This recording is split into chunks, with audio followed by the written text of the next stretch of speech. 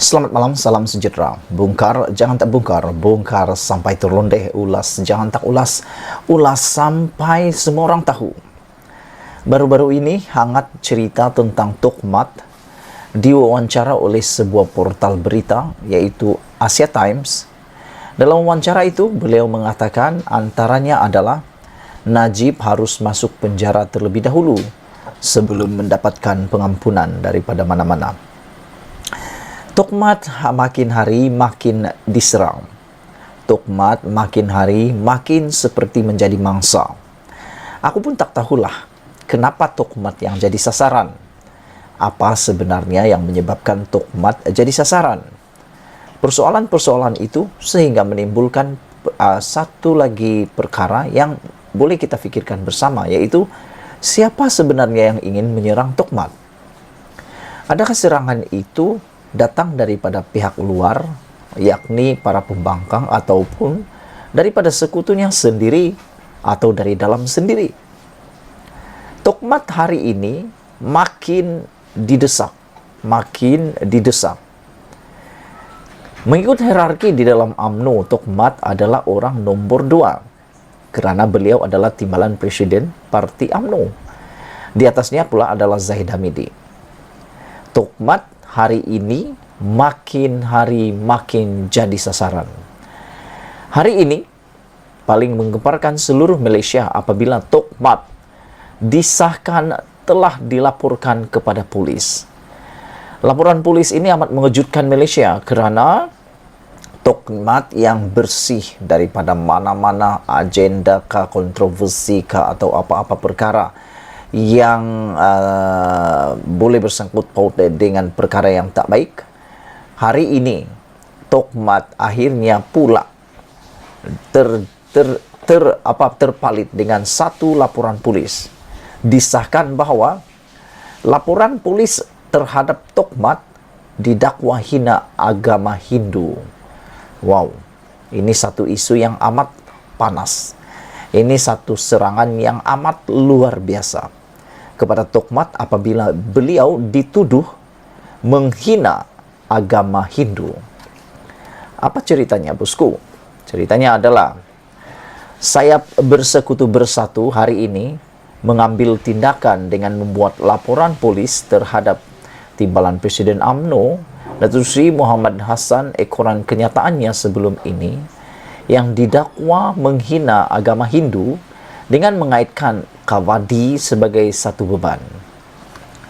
Laporan polis dibuat di Ibu Pejabat Polis IPD Sentul oleh Ketua Penerangan Sayap Bersekutu Bersatu, S. Gobi Krishnan, selepas Muhammad atau dikenali sebagai Tokmat itu seakan tidak mempunyai rasa bersalah dan meminta maaf terhadap kenyataannya sebelum ini. Saya nak beritahu Tokmat, berdiam diri tidak akan selesaikan masalah, kata beliau. Mari ke depan, kalau Tokmat tak mahu, kita sendiri akan berjumpa dia. Kita minta pihak polis ambil tindakan, katanya semasa sidang media selepas membuat laporan polis tersebut. Dalam wawancara dengan Asia Times baru-baru ini, Muhammad menyebut tentang kawadi besar untuk menjelaskan kekalahan UMNO semasa pilihan raya umum ke-14 PRU 14 yang lalu. Muhammad juga dipercayai keliru mengenai sambutan Deepavali dan Taipusam apabila menyentuh mengenai kawadi. UMNO dikalahkan pada PRU 2018 bukan kerana UMNO tidak menjaga rakyat, tetapi UMNO mempunyai kawadi besar. Kamu tahu kawadi? Kata Tokmat dalam wawancara tersebut.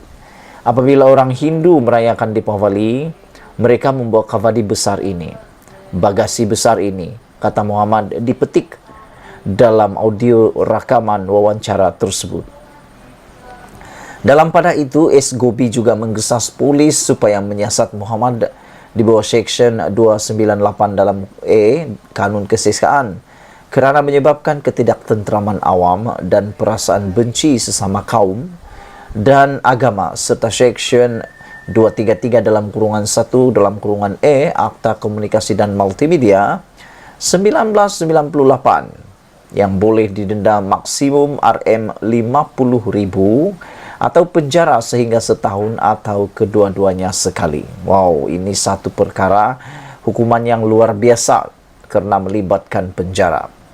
Jadi bermakna kalau Tokmat kalah dalam tuntutan atau siasatan ini, Tokmat berpotensi untuk didenda Rm50.000 atau penjara setahun atau kedua-duanya sekali. Saya akan serahkan bukti video, audio kenyataan beliau, katanya. Mengulas lanjut, S. Gobi memuji pemimpin-pemimpin dalam Bersatu yang lebih memahami dan menghormati kaum bukan Melayu. Pemimpin tertinggi UMNO seperti ini, saya pelik. Apa nak jadi, kata Gobi lagi. Saya nak puji pemimpin-pemimpin Melayu dalam Bersatu. Mereka lebih memahami dan menerima kami, kata S. Gobi. Saya minta pemimpin UMNO ini belajar daripada Bersatu, katanya lagi. Itulah dia serangan terkini untuk Tokmat selepas Tokmat dikatakan didakwa telah menghina agama Hindu dengan menggunakan perkataan kavadi.